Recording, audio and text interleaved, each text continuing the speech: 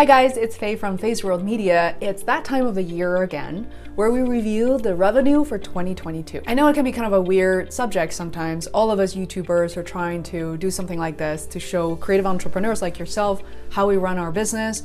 Frankly, there's so much I learned this past year because on one hand, the views, subscribers, and watch time have all been down a pretty significant percentage, like 30% or so.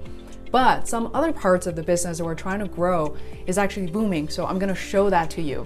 By the way, I have been not only a YouTuber, but someone who loves to learn on YouTube. Let me know what other channels that you have been able to learn when it comes to the digital economy and YouTubers you follow who are leading the way. For those of you who are new to my annual revenue report, this is not the first time for us to do this. I think we did one in 2020. 2021 and most recently this year for 2022. And my channel has been primarily focused on digital products and software. I also have a lot of screen recordings as well to help creative entrepreneurs not just work harder, but smarter. I love working with small businesses and a lot of my content are actually geared towards them, primarily focused on acquisition, a little bit on retention as well. I really believe that YouTube can work so well for small businesses. And by the way, you're gonna see that YouTube strategy for small businesses is gonna definitely be our primary focus for 2023. I've included some information in the description below if you want to take a look, and maybe we can have a chat to see we can partner together to help you grow your business on YouTube. With that said, and without further ado, let's dive into this year's 2022 YouTube revenue. It's going to be very holistic. It's not just about the YouTube partnership program or YouTube ads. I have about 13, 14 categories of revenue, multiple streams of revenue to share with you. If you like this video, please give us a thumbs up. I much appreciate this, and I'll see you at the end of the video. Alrighty then, guys. So as you know, this is something I do on an annual basis, which is to take a look at my YouTube revenue altogether as a creative entrepreneur.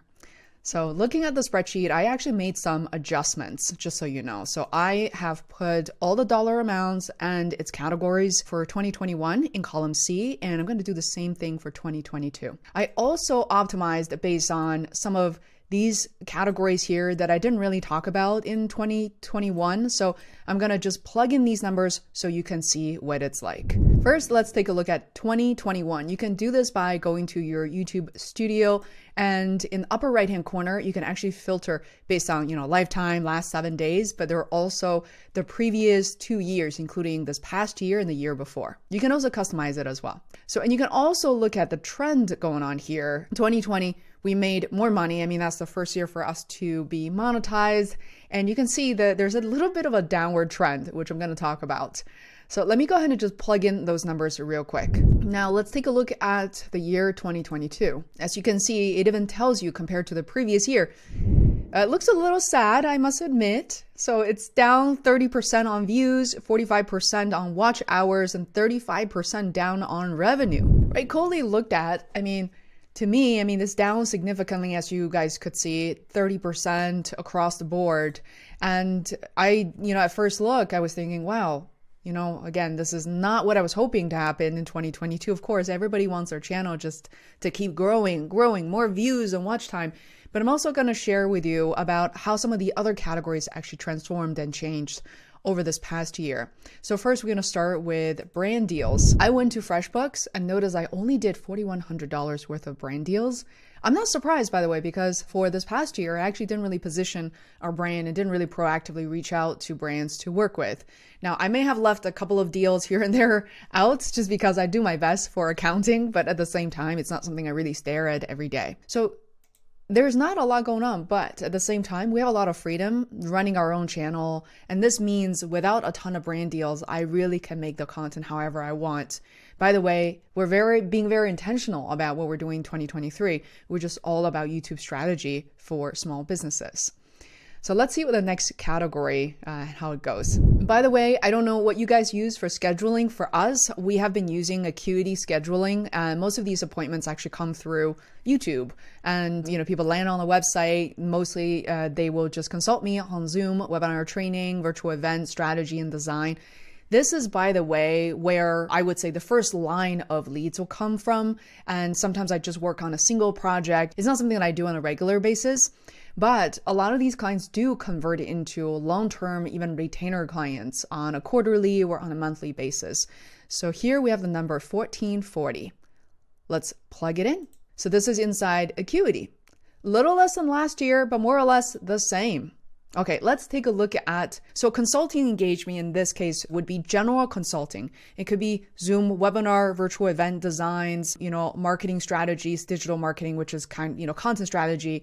That's kind of my bread and butter. But I want to leave out, so categories 5 and 6 are specifically YouTube channel strategic consulting. The reason why I needed to separate them out is I wanted category 5 to capture new leads that are coming through YouTube, as opposed to my existing clients who did not find me on YouTube initially, but because they now know that I'm a YouTuber, they want to work with me on their channel strategy. That was my intention, but again, in the past year, I kind of don't see that as a separate thing from what I'm doing. Maybe that should be combined. Quick note to creative entrepreneurs out there, if you're tracking your revenue, let me know in the comments below how you're managing this, what you find most helpful, what do you think I should do in this situation? So with that said, let me do quick math. I'll be right back. All right, I'm getting really excited about this next segment because it really surprised me. As we were talking about before, a lot of these first categories, views, watch time, subscribers went down, but just now, I am going to focus on these 3 categories.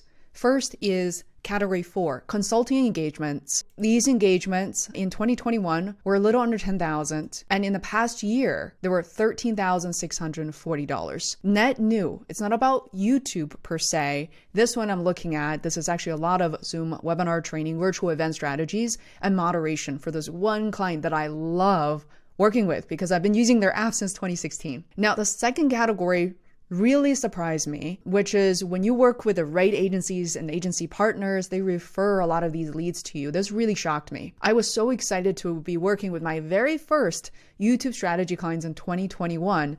So new leads, people in particular running small businesses, so multi-six figures and some of these 7-figure businesses that I was working with. So new leads wise, they were $2,000, literally I just probably put together one playbook. However, look at this. In 2022, just from YouTube strategy alone, I made $17,600.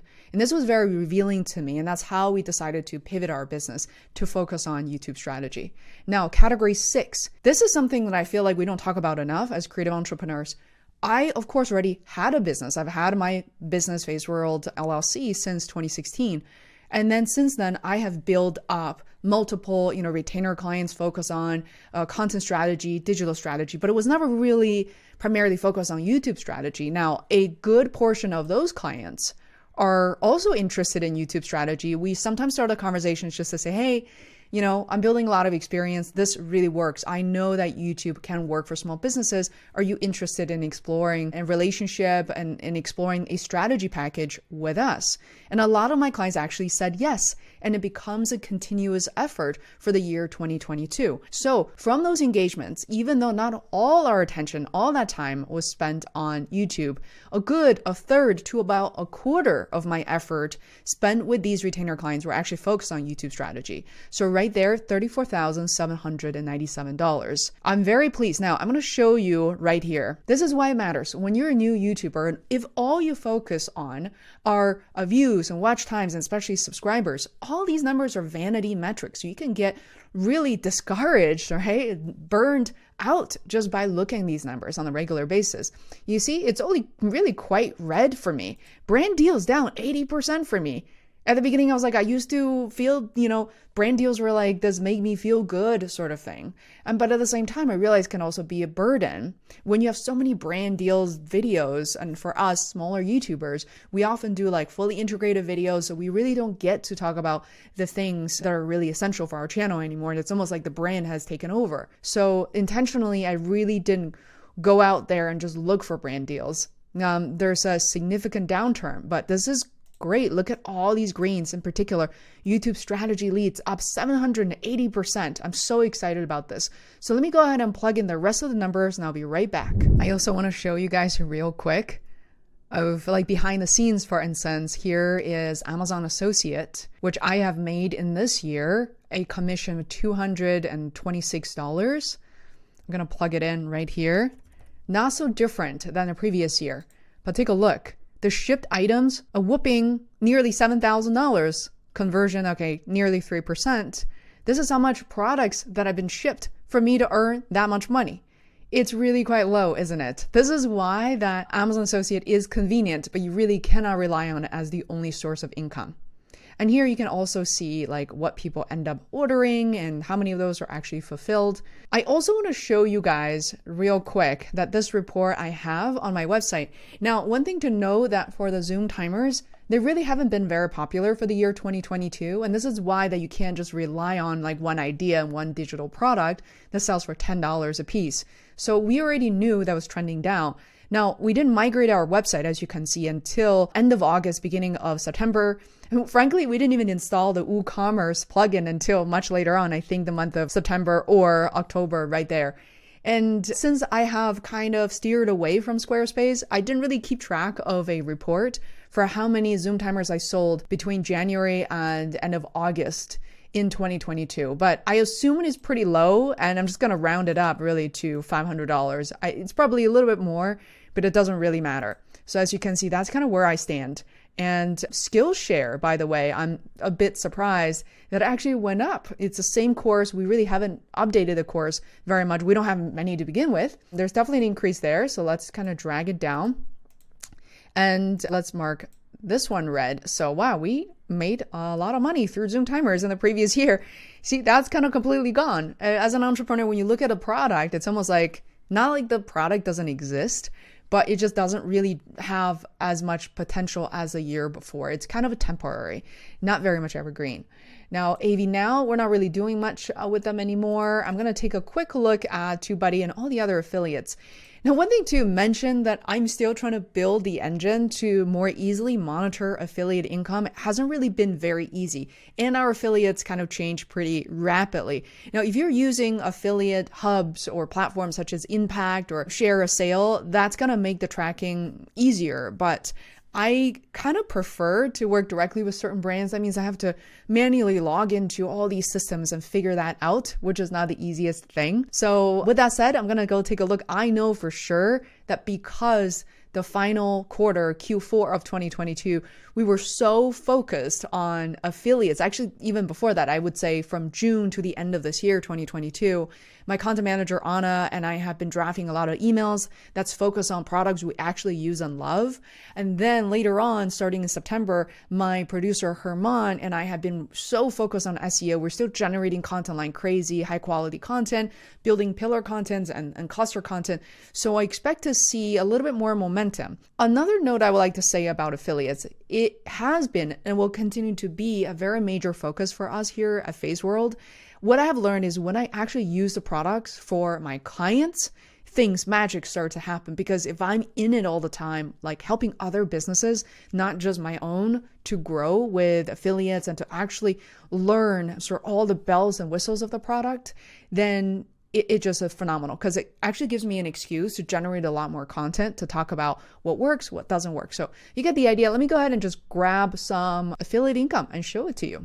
All right, finally, this category, as I mentioned before, I'm going to just zero out these categories. I was getting paid through TubeBuddy still, but as it turned out, most of these, I would say, smaller chunks of money for affiliates, whether, for Amazon, I actually just get a gift card. For everyone else, all these brands are basically paying me through Stripe and PayPal. And when they do, that is usually at the end of every month.